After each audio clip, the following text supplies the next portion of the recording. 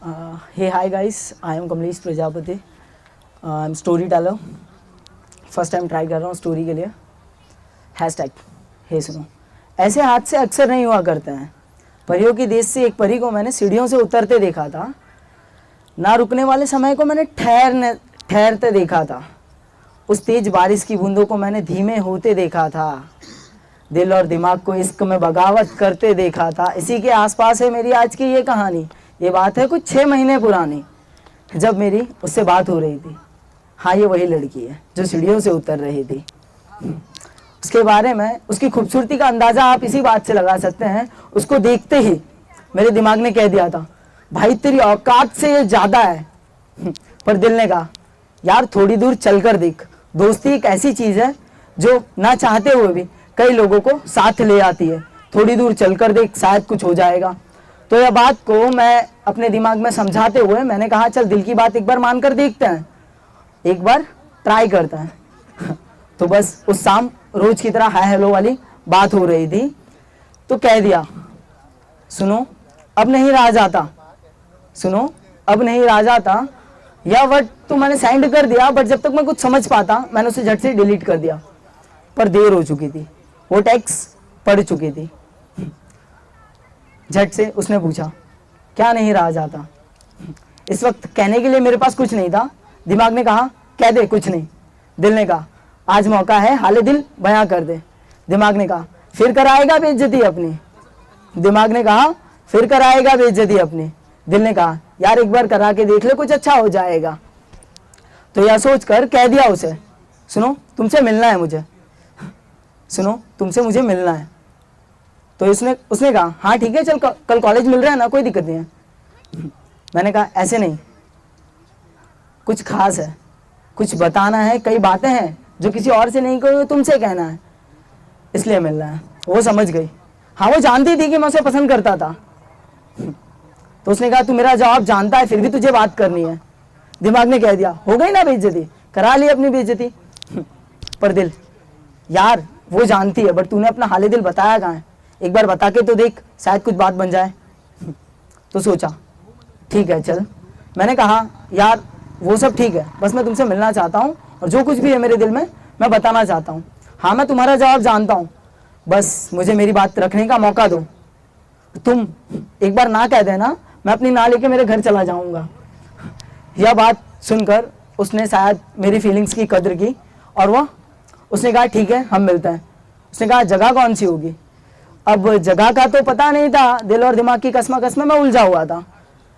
तो मैंने कहा, मैं कल शाम को तुम्हें बताऊंगा जगह कौन सी है. घर गया, दोस्तों को बुलाया. मेरे खास दोस्त आयुष और मानसिंह, उनको पास बिठाया.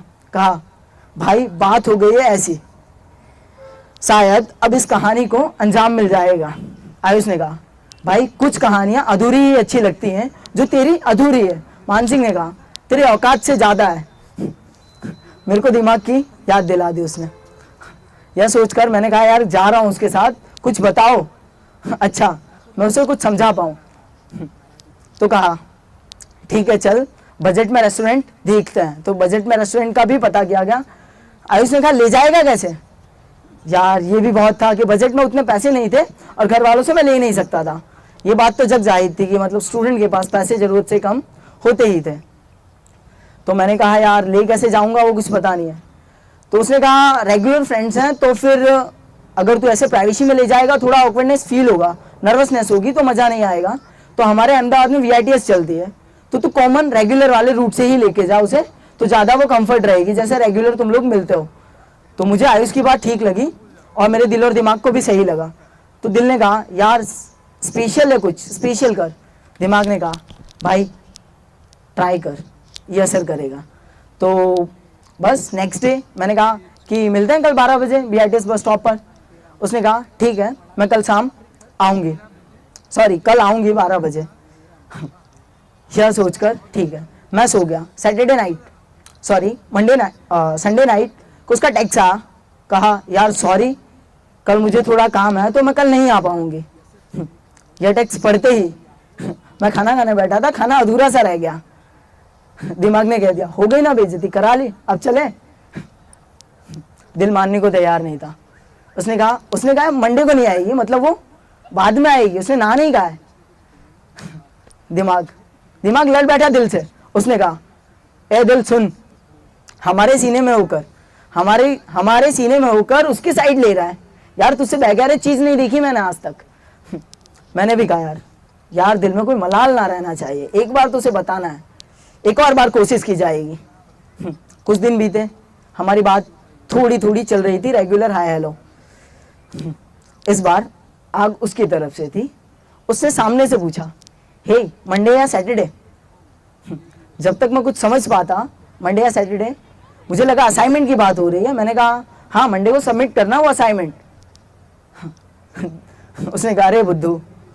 फिर हाईलाइट हुआ, दिल ने कहा भाई वो डेट की बात कर रही है, तो मानो उस पर मेरी खुशी का ठिकाना नहीं था। मैं इधर से उधर भागने लगा। मैंने कहा हाँ, अब दिमाग को भी लगने लगा था शायद बात बन रही है। तो मैंने कहा हाँ ठीक है, कब मिलना? उसने कहा मंडे को मिलेंगे तो हमारे पास कॉलेज जितना टाइम होगा, अगर सैटरडे को मिलेंगे तो महज 2 से 3 घंटे ही होंगे। तो दिमाग ने कहा भाई मंडे तक लंबा कौन खींचेगा यार, बेइज्जती करानी है। दिल यार तू क्या बेइज्जती पर टिका हुआ है, अगर बात बन गई तो राजी राजी।